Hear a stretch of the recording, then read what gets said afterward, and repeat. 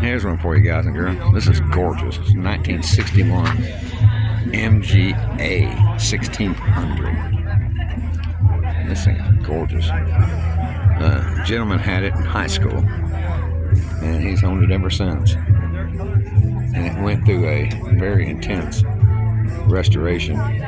When did you restore this? It's been about 10 years. About 10 years ago? Are you all local here to Bella Vista? Yeah. Yeah. Really? I've never seen this car before. We've been here 3.5 years. But I had other things to do, you know. I didn't really. There's never anything more important than cars. It's in the garage a lot. No. Look at this. I got it where I feel comfortable riding in it now. You know. Well, it's a beautiful ride, man. It really is.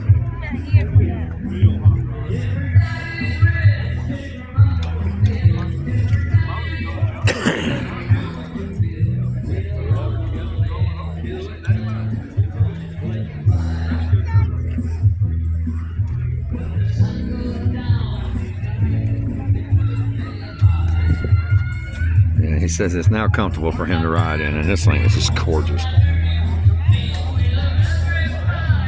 All right, guys and girls, like, subscribe, and share. We got plenty more here. Thanks.